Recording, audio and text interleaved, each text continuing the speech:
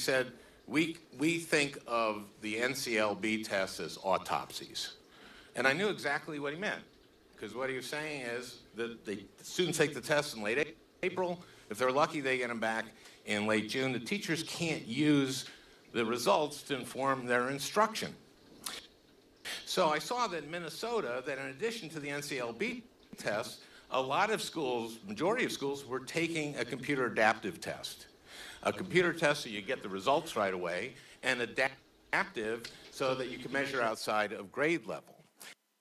And this brings me to the issue of proficiency, which the Senator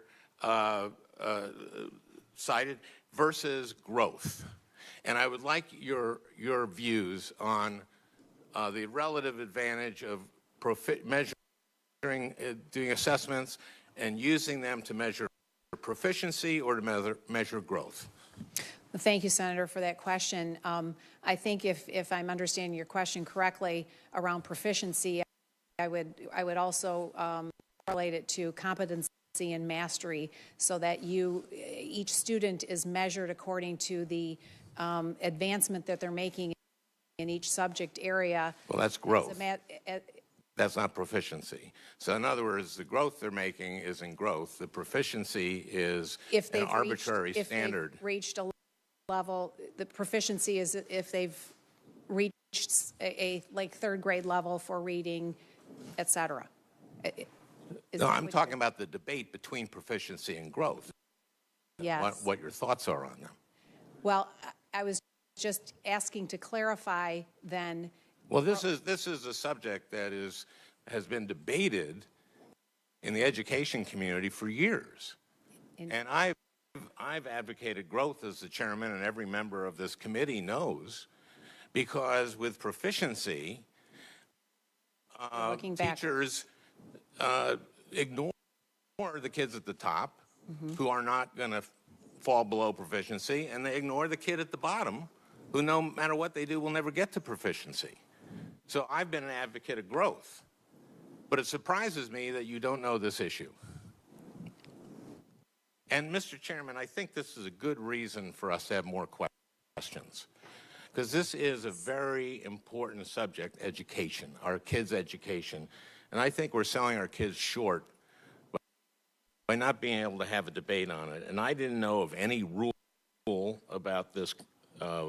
Everyone gets one question and then one other senator gets a question.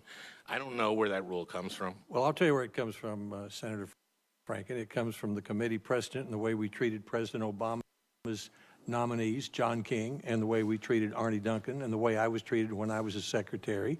But I'm applying the same rules to them, to Secretary DeVos, or to Mrs. DeVos. Well, I think we're selling our kids short by not being able to ask follow-up questions, and I was kind of surprised. Well, I'm not that surprised that you did not know this issue. Mrs. DeVos, your family has a long history of supporting anti-LGBT causes, including donating millions of dollars to groups that push conversion therapy, the practice of trying to change someone's sexual orientation or gender identity.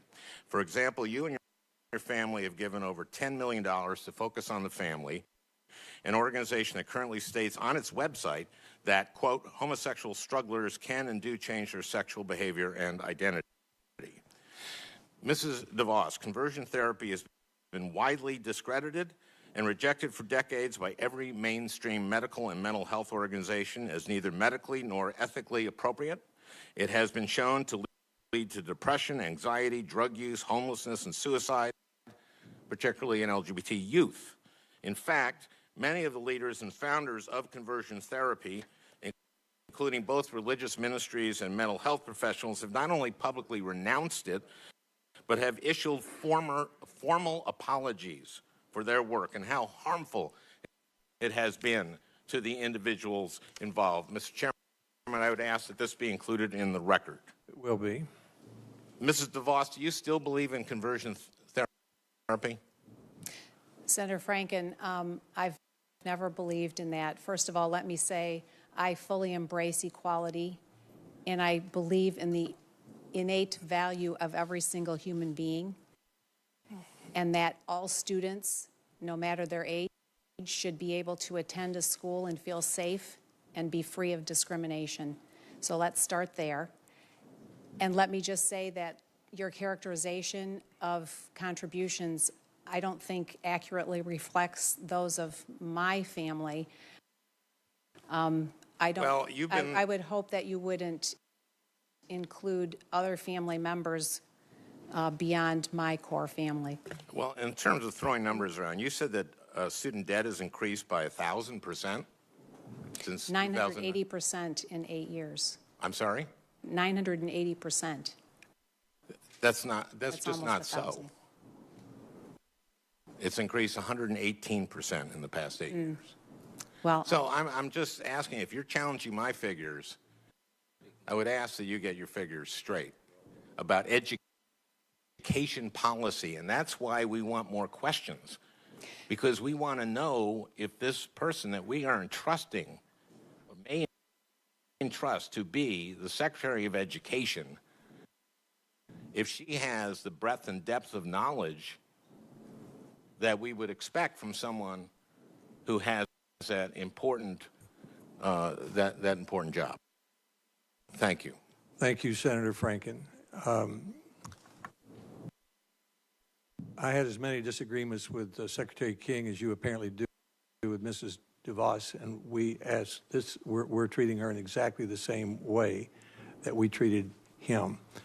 And I think that's what I would call the golden rule. I did not hear one member of the committee ask more questions. And here, virtually every member of the minority is asking to ask more questions. And that's a very substantial difference. We have, because you've got a nominee of the Republican Party, we're not going to treat a Republican nominee differently than we treat a Democratic nominee. We've had the same situation with both of President Obama's nominees. So we'll go to the next. Chairman, I do want to put in the record that Michael Levitt had 2 rounds.